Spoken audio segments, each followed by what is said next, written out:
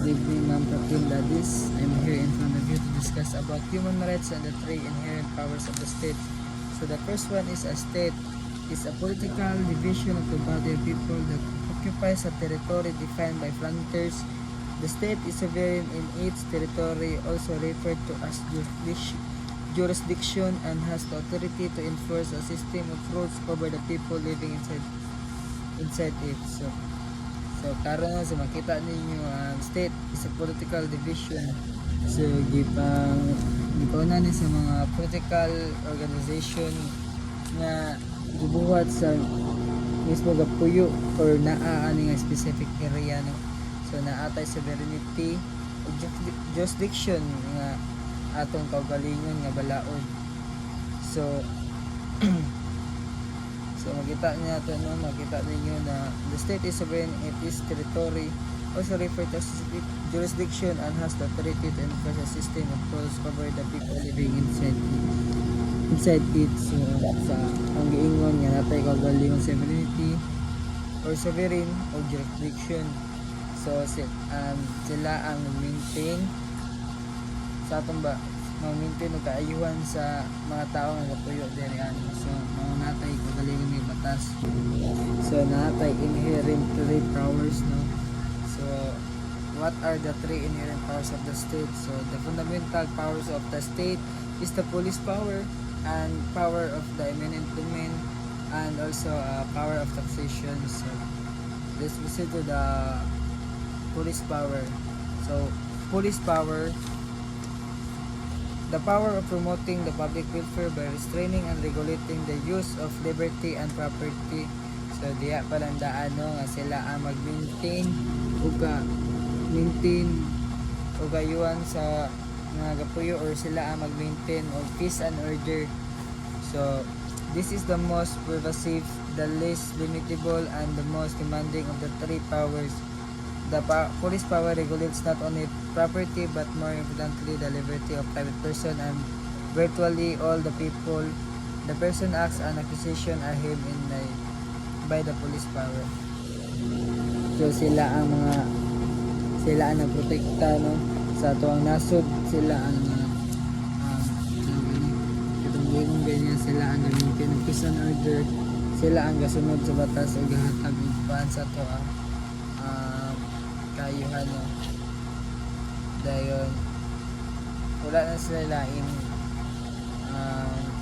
purpose kundi kana ra mag-maintain of peace and order o magprotekta sa ato nasod. So nature sa ato ang police power, no, is the nature of a police power is an attribute of sovereignty and is founded on the obligation of the state to provide protection for its citizens and the safety and good order of society. So ang ingon ganiya, no, sila ang protekta sa toa, mga protekta sa mga gapuyo sa itong restricted area, no. Sila ang maghatag og peace and order, no? Safety and good order of society. So makita ninyo diya sa taas, no, kanang note, no. So proceed to second one, no, the power of eminent domain. This is the power of the government to expropriate private property for public use.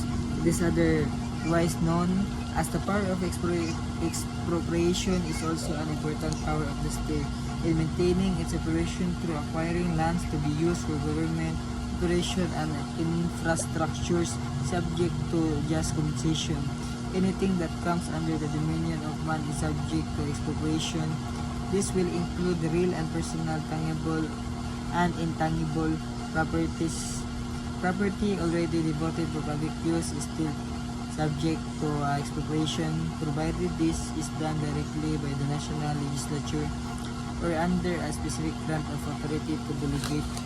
So police eminent domain, no, is sila ang ang government may naayod nga mapalit sa inyo ang kaugalingon nga properties, like ilang bayaran ang inyo ang properties o ari-arian para gamiton sa pampubliko, no, like pagbuhatan nilang dalan, eskwelahan or hospital unsa pa na diya para lang sa mga tao pod, no. So ilan ang paliton para lang magamit sa mga tao, no. So ilang variant po sa unsay ilaga sa imong properties. So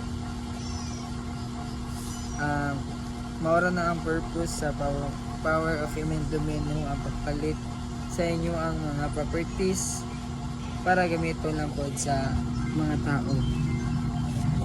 Tapos let's proceed for the power of taxation. Taxes are enforced proportional contributes from person and property levied by the state by its power for the So proceed sa ikatulo, no? The power of taxation. Taxes are enforced proportional contribution from person and property levied by the state by its power for the support of government and all public needs. The importance of the taxation derives from the unavailable obligation of the government to protect the people, extend their benefits in the form of public logic and services. In exchange for this, the people are subjected to the reciprocal duty of sharing the expenses to be incurred therefore through the payment of taxes. So, taxation, the power of taxation na sila ang mag-collect sa mga taxes. For example, ang sigarilyo na yung mga taxes, mga department store, fast food, mga mall, lagi na yung mga tax, no? So, purpose po nila ang pagkuhan sa mga tax is para po na sa mga tabang sa isip ng tao, no?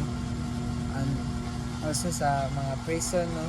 Sila ang diya nila kuhaan na pag-provide sa food, and also sa sweldo sa mga public servant nato, no? Yung mga law enforcement, and mabasa po din yun diri sa the importance of taxation derives from the unavailable obligation of the government to protect the people and extend their benefits in the form of public project and services, no? Para po na sa, for example, ang sigarilyo, so makadaot na gud na sa tuwa na dili gud panikuan, pero ginapatasan na lang nila ang tax pa sigarilyo para malilihayan nila ang pagpalit sa sigarilyo tungod sa magkamahal tungod po sa tax, no? So mao ako na subtag sa power of taxation, no? So Ma'am Gladys, good evening. Dari ako taman kay